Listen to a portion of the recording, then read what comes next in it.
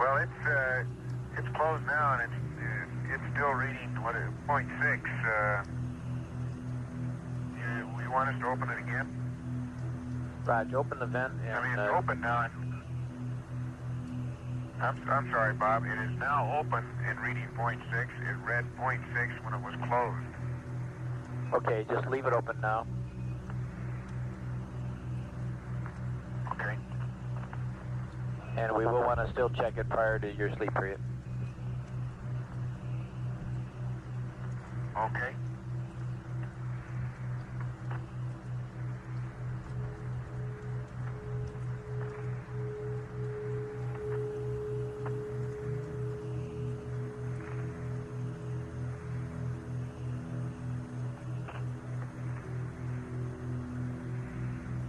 Okay, Bob, a little update on the coast of Asia. It looks like some residual cloudiness would be affecting the Busan region of Korea.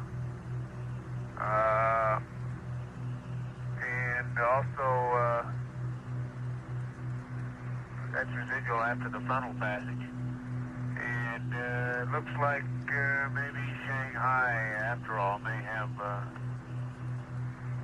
some storms associated with it, but it's really hard to pick out exactly the exact coastline of Asia. But there are some clouds in the Yellow Sea behind the front. Look like they might be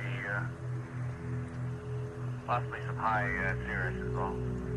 Jack, do you still see that storm that you said was sitting between Guam and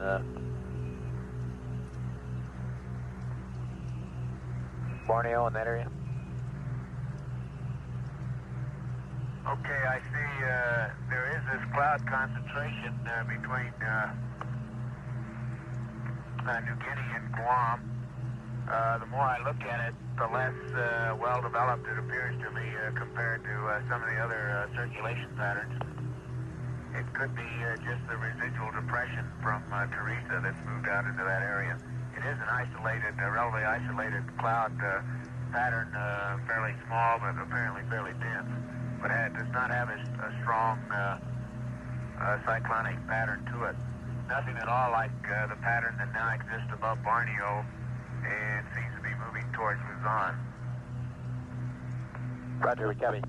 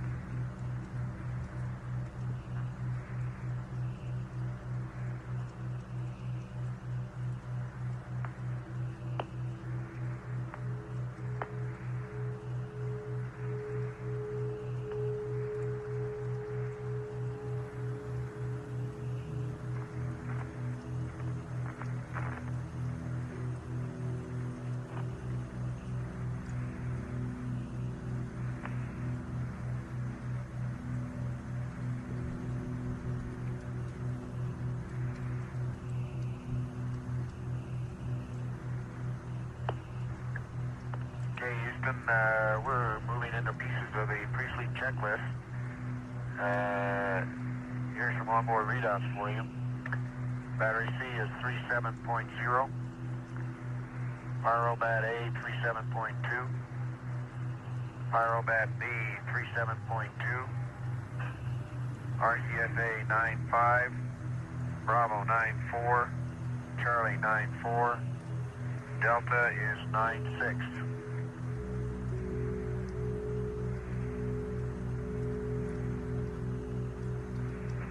Roger, we copy that. And if you started, we don't want you to reinitialize the PTC until about 2400 on the timeline. Okay. We're just getting a little ahead. We took us longer last night on the pre-sleep than we expected. We're trying to work it out again. Yeah, we don't want to. We want to terminate the waste stowage vent at that time because we think that that vent is what's contributing to our PTC coning. Okay, we're not really ready to go to sleep yet, but we're just moving ahead. Roger.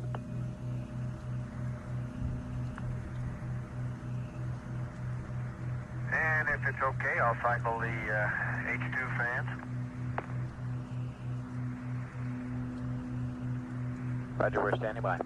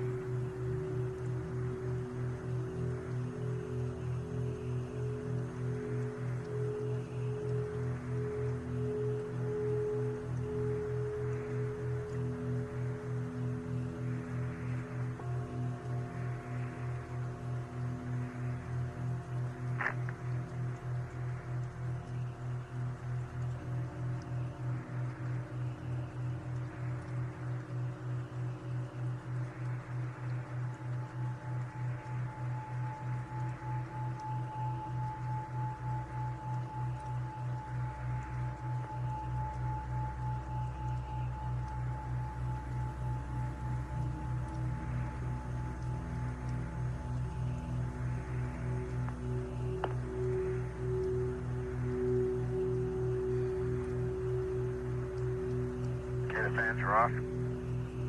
Roger.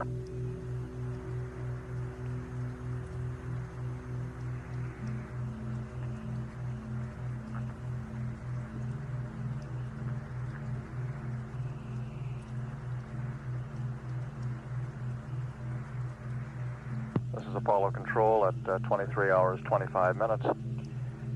The crew has completed realigning the inertial measurement platform, a platform used as a stable reference. The spacecraft guidance control system uses it as a reference in determining its own attitude. They've also been charging the two entry batteries that are used during peak electrical loads of liftoff, and then are recharged during the translunar coast when the fuel cells are producing a surplus of electrical energy. They've recharged one of those two batteries and are in the process of recharging the second one at this time.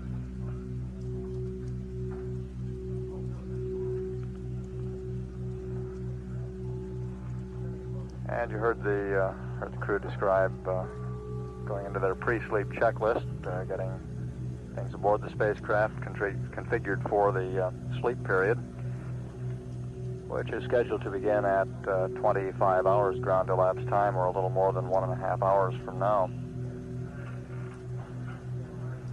Apollo 17 at this time is 96,244 nautical miles from Earth, traveling at 5,264 feet per second. And all spacecraft systems continue to function almost perfectly as planned. A little while ago, the lunar module control officer, confirmed from telemetry what Gene Cernan was reporting visually out the window, and that is that the lunar module appears to be in very good shape. Of course, we have a limited number of telemetry readings on the LEM at this point, but one of them that we do have gives us an indication of the integrity or tightness of the LEM cabins, and we see that from the amount of pressure decay. It appears to be a very tight vehicle.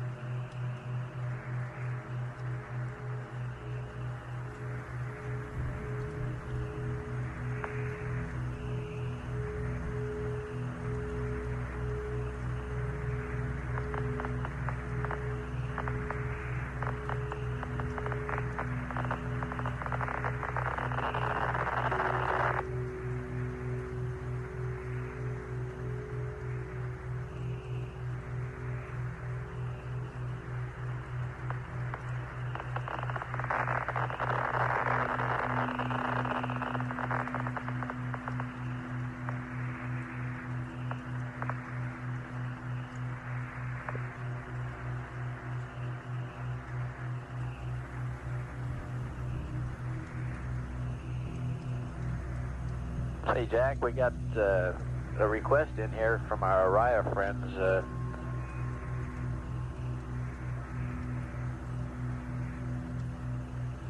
Go ahead. They were just wondering if you're looking out that way, if you could give them some sort of an update of what the weather in the Wake Island, Kwajalein, the south of the Wake area looked like. Okay, let me work on that one. Okay.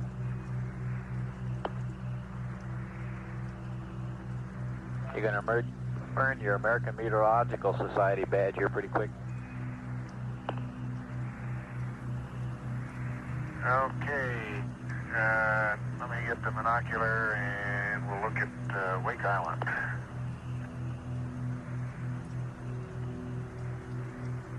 I miss having all those nice latitude and longitude lines on the globe. Yes, sir.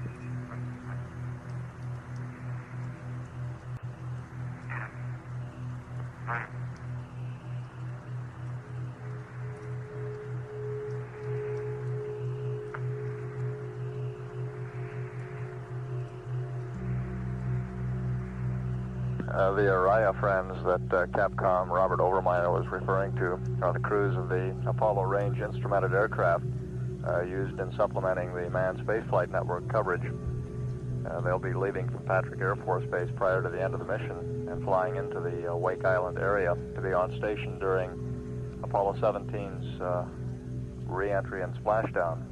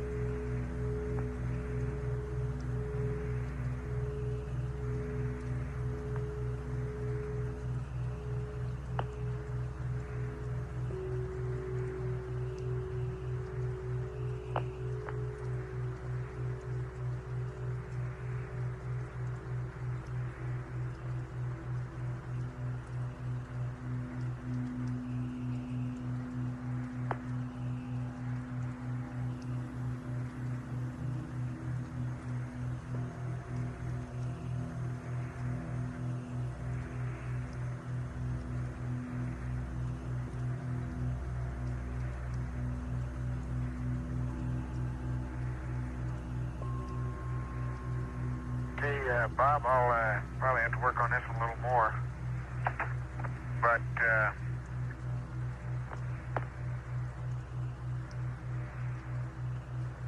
it looks like around Wake, or in the vicinity of the Kwajaleins and north to Wake, about all you have is a lot of cloudiness, although, and in a generally, or a wide part of that Pacific, and I'm talking about 15 or 20 degrees of longitude and latitude, there's a roughly clockwise circulation pattern, but the clouds do not look very dense or concentrated in any one area. And it leading off to the south east from that general cloud mass, their cyclonic or anticyclonic cloud mass is one of the old fronts, or at least one of the old linear cloud patterns that extends down into the South Pacific.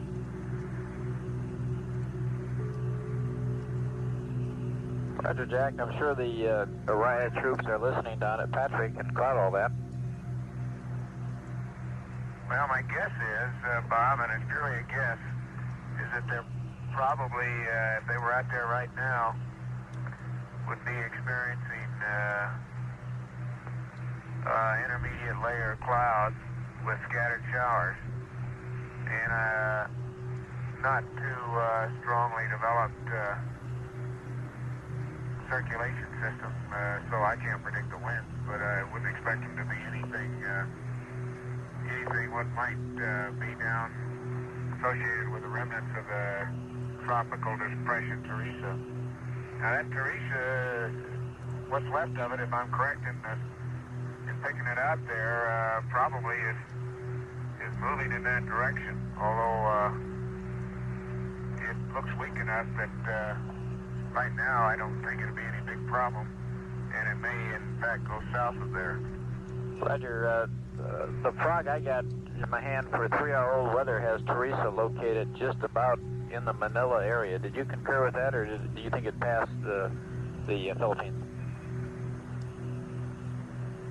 Well, I don't. Manila's clear. The only thing approaching near Manila is this other storm center that now is north of Borneo, and to the east of Manila, it's clear all the way over to this little cloud mass that I was guessing might be Teresa.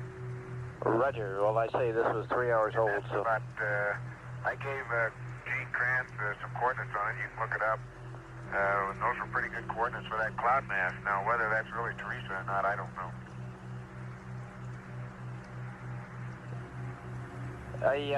We got one thing. For the last couple hours here, we've been getting high bitrate data through our new facility, at Tidbin Villa. Tidbin Villa is through a 210 dish, and they're covering the first... Between Wake and the Kwajalein, Marshall Islands, in that area, it doesn't look like a very concentrated weather pattern, although it looks like you'll have ceilings in that region, and they're overcast ceilings rather than broken, except around the fringes of it. Roger. We'll keep an eye on it, of course.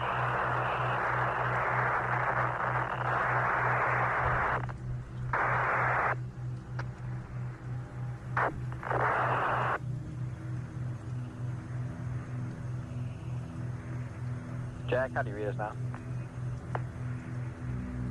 Your line clear? Okay, 17, for the last 2 hours, we've been getting high bitrate data from a new facility, the facility at Tidbin Villa, and they're working their first Apollo flight ever. You might give them a cheery hello.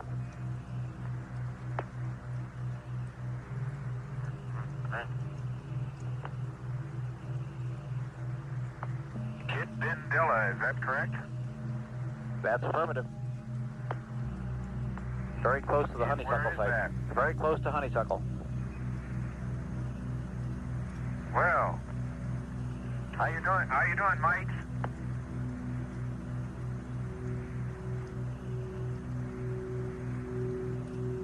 We certainly appreciate you guys being on the loop for this one.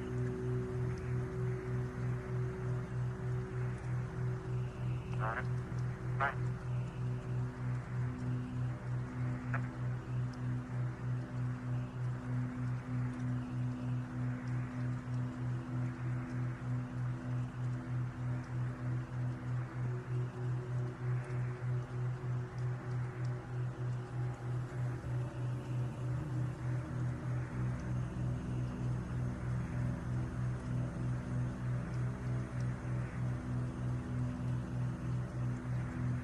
That new 210-foot dish antenna at Tidbinbilla, which is near Honeysuckle Creek, which in turn is near Canberra,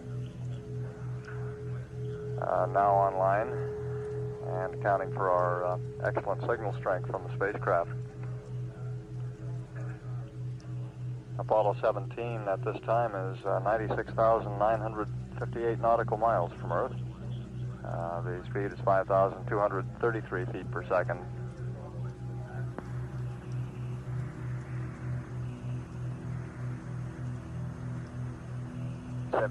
Houston, we'd like accept, and we'll update your gyro drift, the pitch roll and yaw drift. Okay, you got accept and approve. Roger.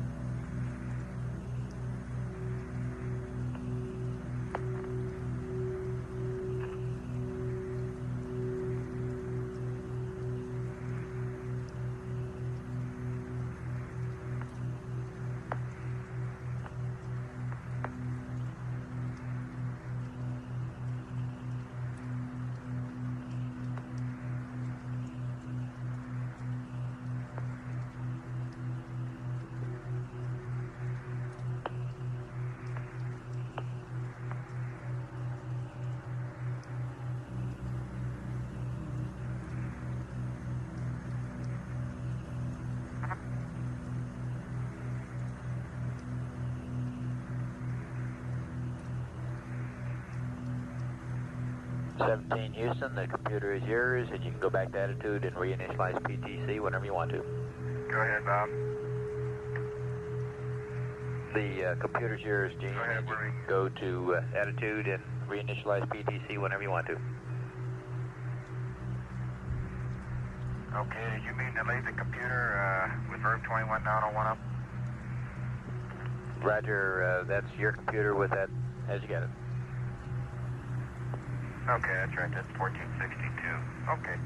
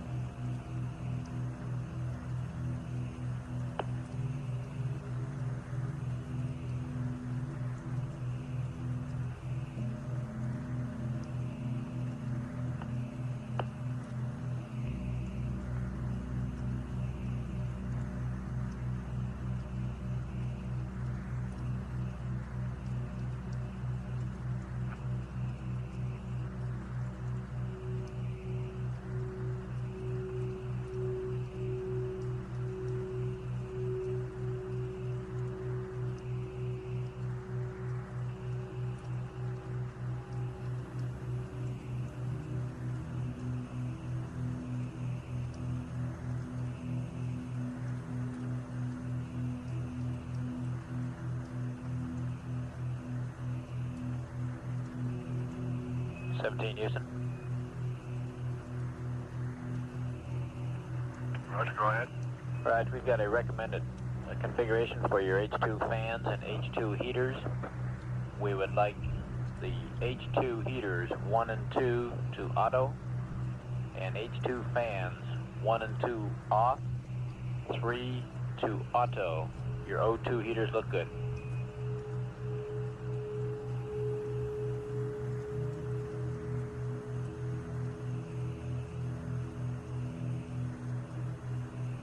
Okay, let me verify I've got these right. H2 heaters, 1, 2 auto.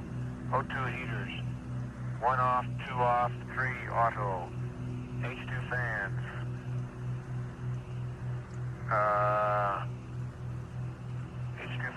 one. Off, off, and auto, is that correct? That's what we wanted on the H2 fans. And the O2 is fine. Okay, they're off, off. Okay, H2 fans, off, off, and auto. That's affirmative, Jack.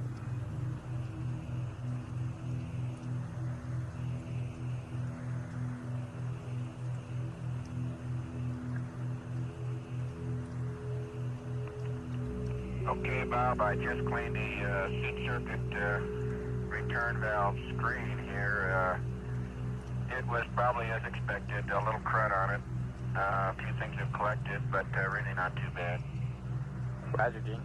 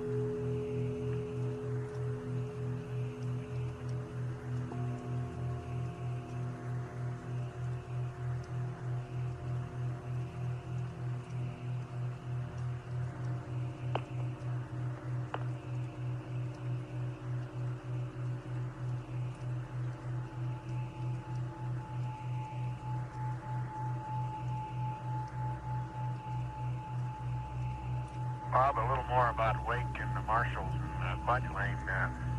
That large pattern of what appear to be broken to overcast clouds in a clockwise circulation pattern crosses the equator region now that I'm trying to project that through. Roger, Jack.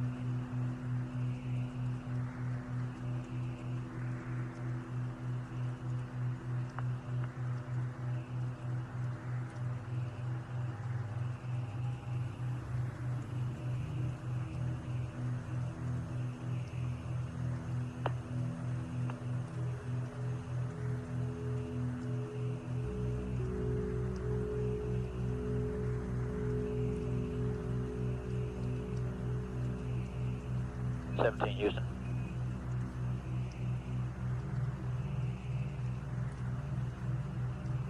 17, go ahead. Roger, Ron. When you stop the present roll on the PTC to reinitialize, pick a roll angle of 315 or 130 for stopping so that we have good comm during the damping period. Okay, 315 or 120, okay. 130, Ron. Okay. 315 or 130. Roger, that'll give us good comm to watch the data on the damping. Okay.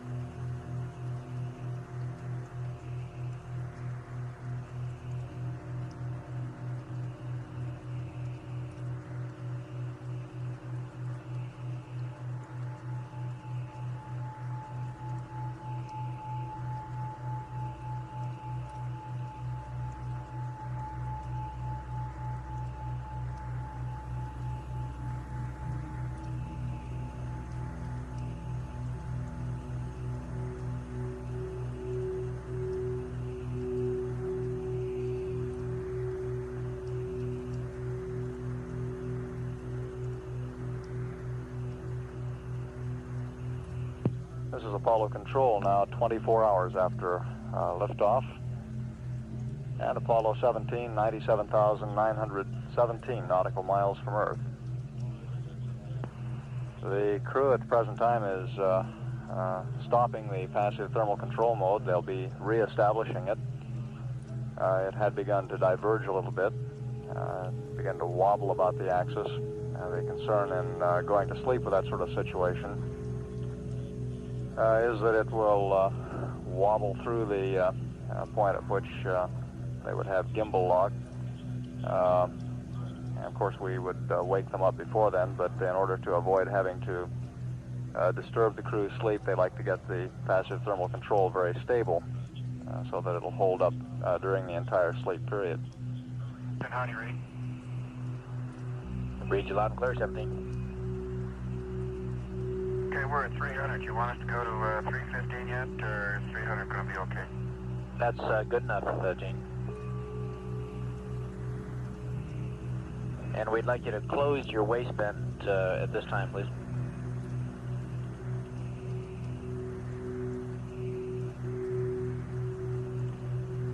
Okay.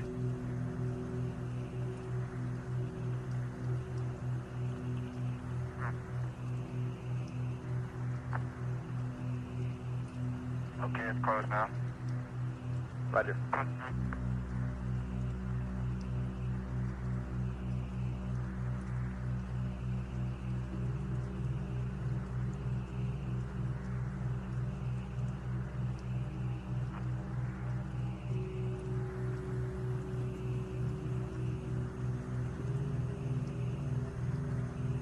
And 17 Houston, we've got the same recommendation. We recommend Alpha and Bravo for damping, Bravo and Delta for spin up, over.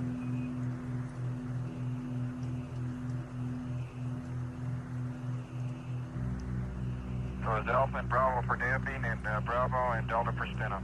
That's affirmative.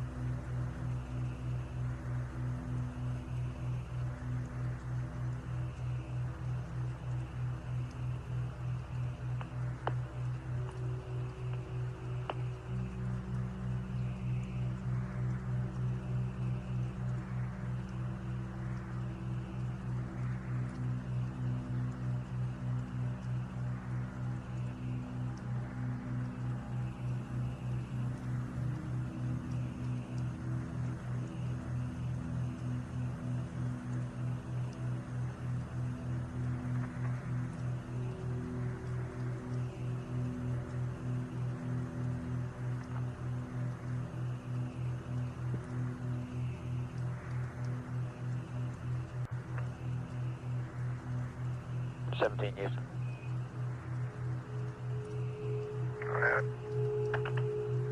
If one of you want to break out the flight plan supplement, we have a change to the E-loads on page 143 due to the change of gyro compensation parameters. If you want to copy them down when you get the supplement out. Okay, we'll give you a call. Roger, we'll be standing by.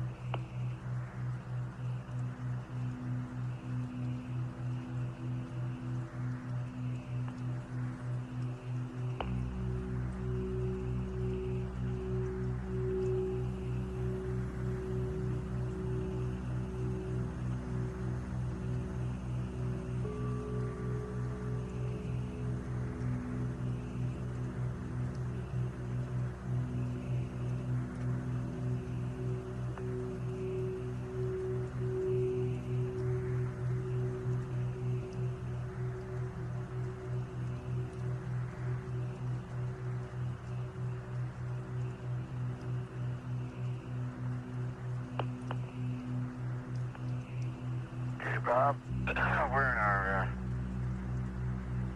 in our damping cycle now. Roger, we're watching it, Gene.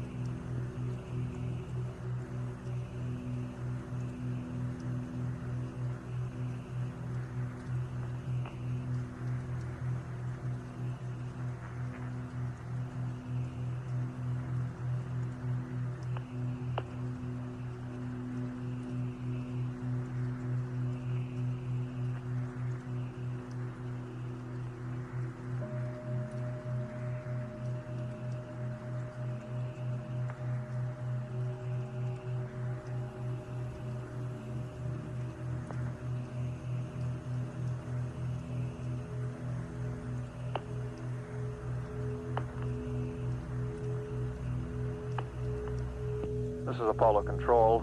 We're in the midst of turning over the shift now to Mission Control, to the team of Flight Director Pete Frank. Gene Kranz and his team will be going off shift in about 25 minutes. We do not plan to have a change of shift press briefing. The crew aboard Apollo 17 scheduled to begin an 8-hour sleep period.